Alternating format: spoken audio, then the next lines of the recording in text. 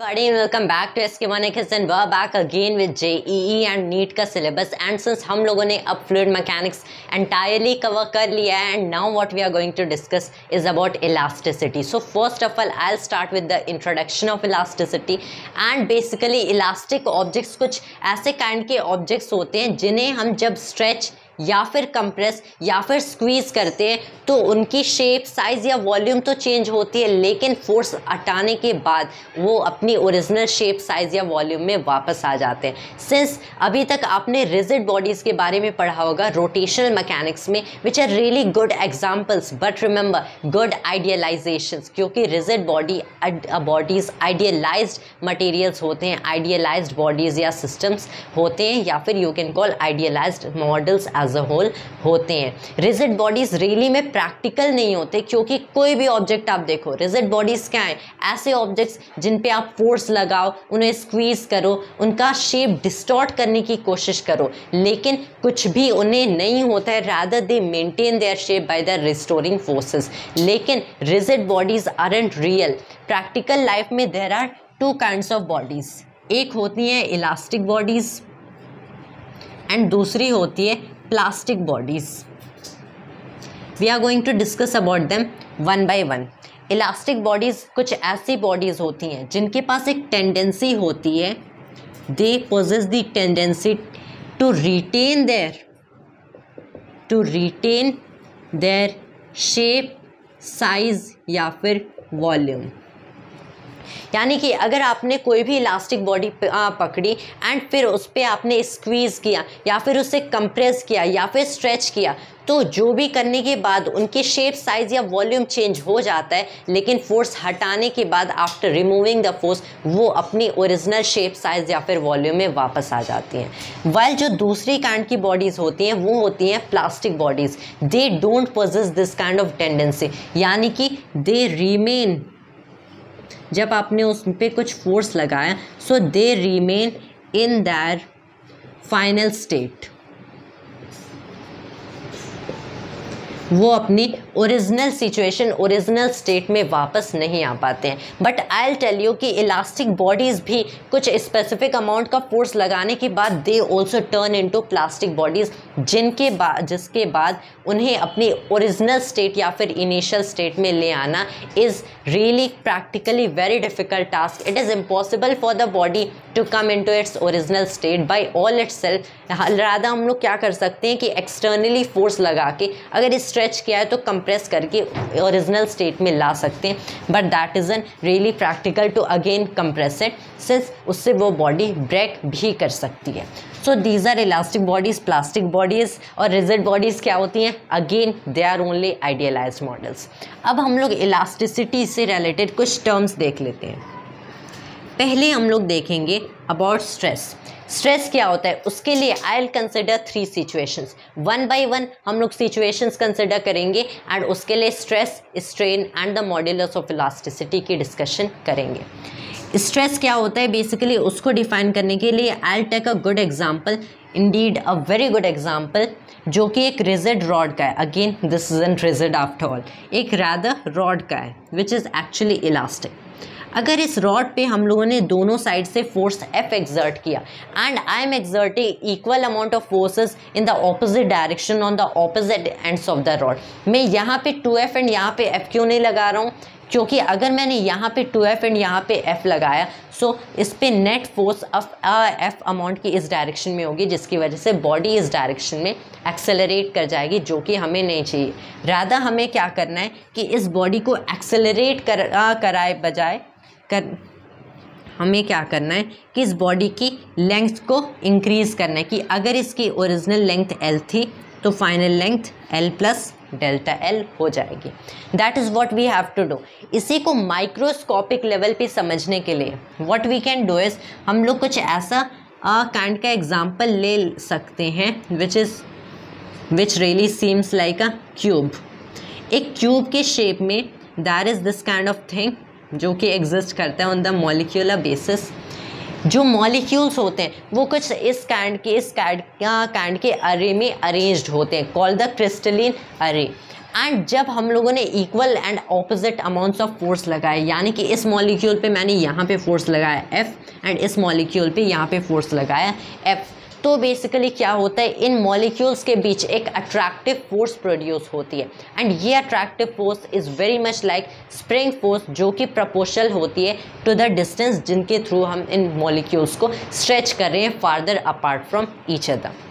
That is what is happening here कि यहाँ पे हम लोगों ने मॉलिक्यूल्स पे फोर्स लगाए, इन्हें स्ट्रेच कर दिया, लेकिन जब हम इन मॉलिक्यूल्स को स्ट्रेच करते हैं तो इसमें एक इंटरनल फोर्स क्रिएट होती है between the molecules, that is the internal force getting created. And ये मॉलिक्यूल सिर्फ तब तक ही स्ट्रेच हो सकते हैं जब तक ये एफ इंटरनल के इक्वल हो जाती है, यानी कि यहाँ पे हम लोगों ने फोर्स लगाना स्टार्ट किया and that is production of internal force, जो कि एक काइंड की रिस्टोरिंग फोर्स होती है इस मटेरियल में। एंड फाइनली ये मटेरियल एक इक्विलिब्रियम स्टेट में आ जाता है, यानी कि यहाँ पे हम लोग फोर्स F अब लगा रहे हैं, लेकिन ये मटेरियल और स्ट्रेच नहीं होगा क्योंकि ये इंटरनल फोर्स इंक्रीज होके फाइनली F के इक्वल हो गए हैं and the material finally has come in a situation of equilibrium state. And अगर हमें इसको और डेल्टा एल अमाउंट से और स्ट्रेच करना है, so we have to increase the force that we are applying here. तो स्ट्रेस हम लोग डिफाइन करते हैं, सिंस आप बहुत सारी बुक्स में देखोगे स्ट्रेस को कुछ ऐसे डिफाइन करते हैं, the force that you are applying on the object divided by में cross sectional area. But I will tell you rather it is a very wrong thing कि it isn't the force that you are applying divided by the cross sectional area, rather ये कुछ ऐसा है कि it is the force that is the produced inside the object divided by the cross sectional area जिस पे आपने force लगाया। It is the internal force divided by cross sectional area. जब ये ऑब्जेक्ट एक इक्विलिब्रियम स्टेट में आ जाता है तो ये external force and internal force balance हो जाते हैं, यानी कि internal and external force equal हो जाते हैं। लेकिन जब तक ये इक्विलिब्रियम स्टेट में नहीं आता है तब ये इक्वल नहीं होंगे एंड वहाँ से हम लोग क्या देख सकते हैं कि इस सिंपल इक्वेशन से हम लोग क्या कर सकते हैं कि स्ट्रेस की वैल्यू कैलकुलेट नहीं कर सकते। रिमेंबर, स्ट्रेस इंटरनली, स्ट्रेस हम लोग आउटसाइड से क्रिएट नहीं करते हैं, rather stress internally inside the object create होता है। तो स्ट्रेस क्रिएट होता है इंटरनल फोर्सेस की वजह से। Stress is due to internal forces, जिसे हम लोग equal to the external over area लिख सकते हैं when the situation is finally that of equilibrium. ऐसे ही हम लोग डिफाइन करते हैं स्ट्रेन को। Strain defines as a fraction कि कितना इसकी लेंथ चेंज हुई है। This is called the tangential stress, क्योंकि यहाँ पे हम लोगों ने टेंजेंशियली फोर्स लगाए on this object, right. Strain हम लोग डिफाइन करते हैं एज कि दिस इज डिफाइंड एज कितना इसकी लेंथ चेंज हुई है, द इंक्रीमेंट या फिर decrease in the length divided by में original length of the object, the change in length over the original length. इसकी लेंथ हम लोग इंक्रीज भी कर सकते हैं by applying to the opposite ends of the rod opposite forces, या फिर कुछ इस तरह से ऑब्जेक्ट को कंप्रेस भी कर सकते हैं जहाँ पे delta L over L negative हो जाएगा। सो this is about stress and this is strain. Stress internal forces की वजह से कॉज होता है and strain external, sorry this is rather strain external forces की वजह से कॉज होता है, क्योंकि हम लोगों ने एक्सटर्नली लेंथ को इंक्रीज़ किया है, वाइल इंटरनल फोर्सेस लेंथ को बैलेंस करना चाहते हैं कि जिस सिचुएशन में ये ऑब्वियसली ऑलरेडी आ चुका है उसे वही सिचुएशन मेंटेन करनी है, रिटेन करनी है। So this is about stress and strain. And ये हम लोग ये भी देख सकते हैं कि स्ट्रेस एंड स्ट्रेन रिलेटेड है। ऐसा क्यों? क्योंकि जितना ज़्यादा अमाउंट का आपने फोर्स लगाया इसे स्ट्रेच करने के लिए, ऑब्वियसली उतना ही ज़्यादा इंटरनल फोर्स क्रिएट होगा इसे इक्विलिब्रियम सिचुएशन में लाने के लिए। सो स्ट्रेस उतना ही ज़्यादा होगा एंड जितना ज़्यादा आपने लगाया है ये force F that is external, उतना ही ज़्यादा that will be the value of delta L, क्योंकि उतना ही ज़्यादा अमाउंट से क्या होगा, ये ऑब्जेक्ट स्ट्रेच हो जाएगा। तो यहाँ पे हम लोग क्या देख सकते हैं कि stress and strain are directly proportional to each other. So stress and strain are directly proportional. तो इस प्रोपोर्शनल का साइन हटा के हम लोग इक्वलिटी डाल सकते हैं with a constant, a proportionality constant, जिसे हम लोग मॉड्यूलस ऑफ इलास्टिसिटी कहते हैं। And this is another form of Hooke's law. जैसे हम लोग F इक्वल्स के एक्स पढ़ रहे थे in elasticity, you study Hooke's law as stress equals the modulus of elasticity times strain. This is called the modulus of elasticity. अब ये जो मॉड्यूलस ऑफ इलास्टिसिटी होते हैं ये होता है constant which is for different objects and this is higher for objects जिन्हें stretch करना बाय द सेम लेंथ ज़्यादा फोर्स रिक्वायर्ड होता है, ज़्यादा स्ट्रेस रिक्वायर्ड होता है। And remember this area is the cross sectional area, यानी कि ये वाला एरिया जहाँ पे हम फोर्स लगा रहे हैं। सो अब क्या, as we have finally found कि stress is equal to E times strain. ये जो मॉड्यूलस ऑफ इलास्टिसिटी इस फर्स्ट सिचुएशन के लिए जो हम लोग देख रहे हैं, ये काइंड की सिचुएशन, इसमें ई को हम लोग रिप्लेस करते हैं by Y. E is a subscript as a whole की E is use to denote all kinds of modulus of elasticity, लेकिन इस स्पेशल केस में मॉड्यूलस ऑफ इलास्टिसिटी को हम लोग वाई बोलते हैं which is called the Young's modulus of elasticity.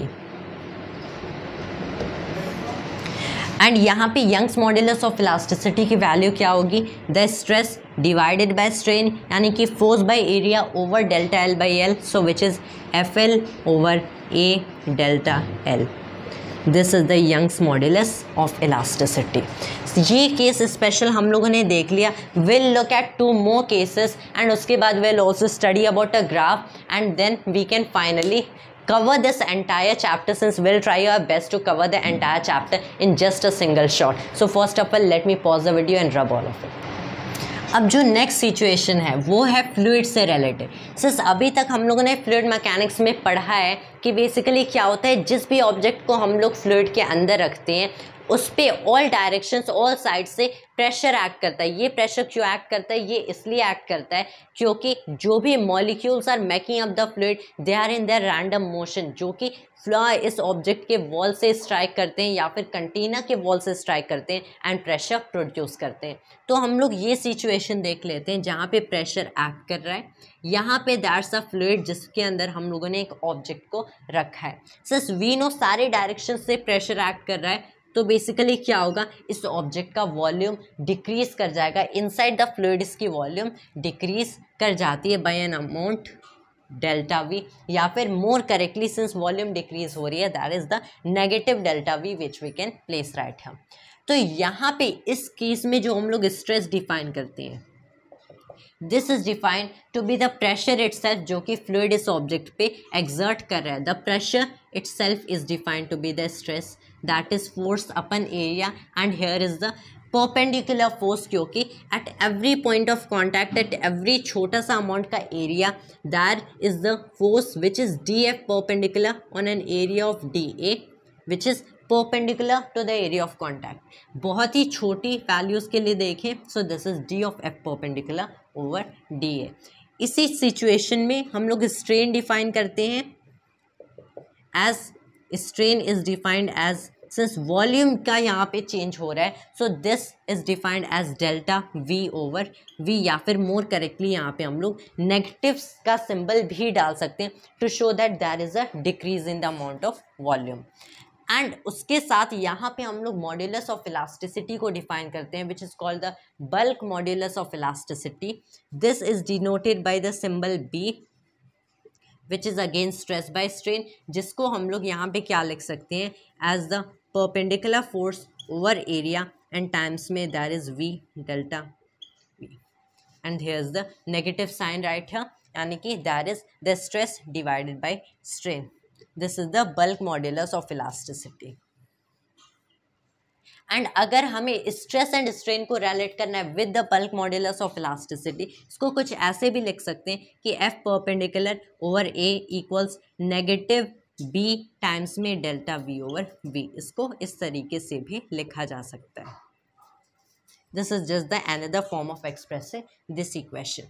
तो यहाँ पे here we are defining bulk modulus of elasticity. ये भी बहुत ही ईजी टॉपिक है, सिर्फ फ्लूइड मैकेनिक्स में ऑलरेडी ये कवर्ड है। अब हम लोग डिस्कस कर लेते हैं about another kind of modulus of elasticity which is quite a very interesting thing, जो कि मेरे साथ बहुत बार होता है कि यहाँ पे बेसिकली आपने एक ब्लॉक को लिया, इसको एक सरफेस पे रखा, यहाँ पे हमारे पास सरफेस है एंड यहाँ से आपने फोर्स एक्सर्ट कर दिया, यहाँ से this is perpendicular rather this is tangential, आपने एक टेंजेंशियल फोर्स एक्सर्ट कर दिया, तो ऑब्वियसली क्या होगा कि ये इसकी जो शेप है ना ये कुछ डिस्टॉर्ट कर जाएगी compare to the original shape, कुछ इस तरीके से। If you want I can also show it practically to you something like this, जो कि मेरे साथ यूजुअली हमेशा होता है। दिस इज समथिंग लाइक, मेरे पास बहुत ही थिक बुक है, this is physics for scientist and engineers by Serway and Jewett. मैंने क्या किया कि यहाँ पे फोर्स एक्सर्ट किया, we see the book is getting distorted, कि यहाँ पे अगर हम लोगों ने हैंड लगाया एंड एक tangential force to the area of contact exert किया, we know the book gets distorted. That is the thing कि एक्चुअल में हमें एक और फोर्स लगाना पड़ता है ताकि इट डजंट गेट एक्सेलरेटेड, लेकिन इस सिचुएशन में we aren't applying another force, क्योंकि वो फोर्स तो स्टैटिक फ्रिक्शन प्रोवाइड कर रहा है। जब तक this force doesn't get to very large value, static friction can balance this thing by avoiding any kind of relative motion possible between the hand या फिर the surface and the object. That is the thing, static friction यहाँ पे हमें help कर रहा है, वरना हमें अपने साइड से एक और force in the opposite direction apply करना पड़ता। अगर ये by N amount delta x extend होता है और से जस्ट एक्स एक्सटेंड होता है एंड इसकी हाइट थी h, यानी कि that is a distance of h between the two points जहाँ पे this tangential force is getting applied vertically, this is the vertical distance. तब हम लोग यहाँ पे स्ट्रेस एंड स्ट्रेन कैसे डिफाइन करते हैं? The stress is defined to be again just the tangential force over the cross sectional area. इसकी general expression, इसकी एक्सप्रेशन हमेशा सेम होती है, but the strain is defined to be x over h, यानी कि जितनी डिस्टॉर्शन हुई divided by में इसकी हाइट क्या थी जिसकी वजह से डिस्टॉर्शन हो रही है। And that is the thing about stress and strain. यहाँ पे हम लोग डिफाइन करते हैं the modulus of rigidity. Modulus of rigidity हम लोग डिफाइन करते हैं स्ट्रेस बाय स्ट्रेन, यानी कि हम लोगों ने यहाँ पे क्या किया, tangential force into h over a into x कर दिया। This is the modulus of rigidity, जिसे शेयर मॉड्यूलस भी कहा जाता है। And this is the third situation which is quite interesting and very often happens with me. तो इतना तो हम लोगों ने डिस्कस कर लिया about all this kind of stress and strain and even the modulus of elasticity, and most part of elasticity cover हो चुका है। Let's discuss about another quite interesting thing, एक काइंड का ग्राफ जो कि आप मोस्ट बुक्स में देखोगे, and this is a graph that is plotted stress versus strain. This is something like this, ये ग्राफ कुछ ऐसा होता है, या दैट इज द थिंग। यहाँ पे इस ग्राफ में अगर आप देखोगे मोस्ट मेटल्स या फिर मटेरियल्स के एक साथ कुछ ऐसा होता है कि कुछ डिस्टेंस तक, कुछ रेंज तक stress and strain directly proportional होते हैं, यानी कि जब तक Hooke's law that the modulus of elasticity is stress over strain या फिर स्ट्रेस इक्वल्स ई टाइम्स मॉड्यूलस ई टाइम्स स्ट्रेन वैलिड होता है, हुक्स लॉ तब तक वैलिड होता है, ये लाइन स्ट्रेट होती है। लेकिन उसके बाद ये लाइन कर्व करने हो जाती है, दैट इज़ यहाँ पे कर्वेचर आ जाते हैं, बेंट हो जाती है, मतलब स्ट्रेस एंड स्ट्रेन के बीच की जो रिलेशनशिप है ये नो लॉन्गर सिंपल होती है, it gets more and more complex and complicated. यहाँ पे हुक्स लॉ ब्रेक डाउन कर जाते हैं, you can no longer use Hooke's law. लेकिन फिर भी यहाँ तक भी ये ऑब्जेक्ट इलास्टिक होता है, यानी कि आपने फोर्स रिमूव किया, ऑब्वियसली ये ऑब्जेक्ट वापस अपनी ओरिजिनल स्टेट में वापस आ जाएगा। But then there comes a point जहाँ पे आपने इतना फोर्स लगा दिया, इतना स्ट्रेस एंड स्ट्रेन प्रोड्यूस हो गया कि अगर आपने अब अपना फोर्स रिमूव भी कर दिया तो अब बेसिकली क्या होगा कि यहाँ पे this object won't return to its original या फिर initial state, and it is completely deformed, permanently deformed, and ये ऑब्जेक्ट, ये elastic body as a plastic act करने लगती है, it doesn't have any tendency. Molecular level पे देखें तो इसके एटम्स एंड मॉलिक्यूल्स इतने फार हो जाते हैं कि उनके बीच की जो रिस्टोरिंग फोर्स होती है, जो कि अट्रैक्टिव होती है, ये डिस्टेंस इतनी इंक्रीज हो जाती है कि वो no longer able to act properly करती है। सो यहाँ तक तो this kind of point is called the yielding point. And उसके बाद भी अगर आपने ये फोर्स लगाना बंद नहीं किया बल्कि राधे एक ऐसे काइंड के पॉइंट पे आ गए, so that is also this kind of point जहाँ पे finally the molecules are getting that much farther apart कि ये ऑब्जेक्ट ब्रेक कर जाता है, and this is called the fracture point या फिर breaking point of the object, and this is how stress versus strain is plotted. Normally elasticity में हम लोग इतने रेंज की बातें करते हैं जहाँ पे Hooke's law is obeyed and stress is directly proportional to strain या फिर equal to the modulus of elasticity times strain, and that is all that you need to know about elasticity for JEE and NEET in just one shot, and that is all for today. Thanks to always, and Jai Hind, Jai Bharat.